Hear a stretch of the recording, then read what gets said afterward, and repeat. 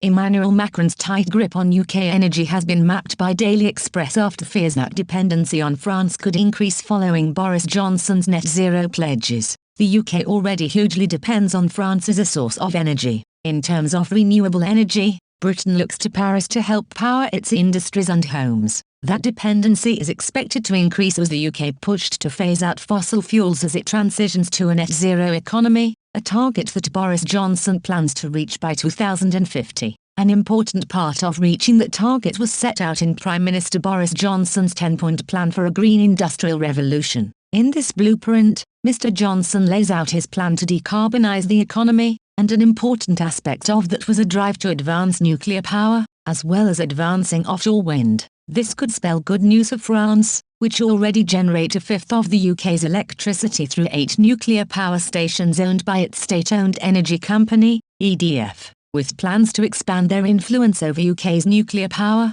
EDF's Hinkley Point C in Somerset will provide low-carbon electricity for around 6 million homes. Sizewell C will be an almost identical replica of Hinkley Point C and could prove crucial to Mr. Johnson's net zero plans as it is tipped to save 9 million tonnes of CO2 a year, but EDF's control over the UK stretches further still. They are also in control of 37 onshore wind farms including 59 turbines at Dorrell Wind Farm, EDF's largest European onshore wind farm. Adding to that list is also a major offshore wind development at Nurtnagoth in Scotland. And that's not all, as EDF also own a 22-turbine wind farm development at Garnvark in Wales. But as well as wind and nuclear power, EDF also plan to play a large role in UK solar power. The company's first solar farm off-grid scale at Sutton Bridge, Lincolnshire, will be around 139 hectares in size. They also have plans for a major solar farm and battery storage project at Longfield,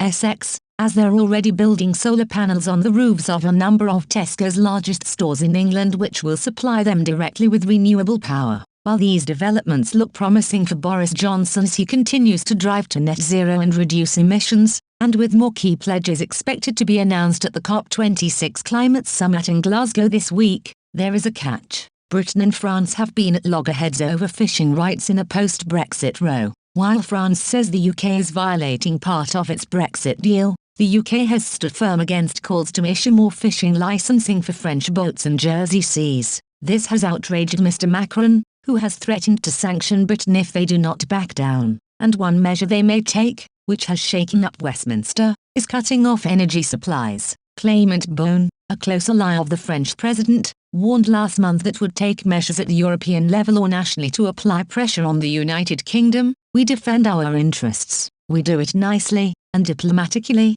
but when that doesn't work we take measures. The Channel Islands, the UK, are dependent on us for their energy supply. They think they can live on their own and badmouth Europe as well. And because it doesn't work, they indulge in one-upmanship, and in an aggressive way. And the government has warned that this could have dramatic effects. Government Defence Advisor Nicholas Drummond said, "In the short term, if homes and businesses in Britain suffer blackouts as a result of French actions, the damage would be immense. Long term, as we move towards net zero targets, the need for green energy will see traditional power generation replaced by more eco-friendly solutions."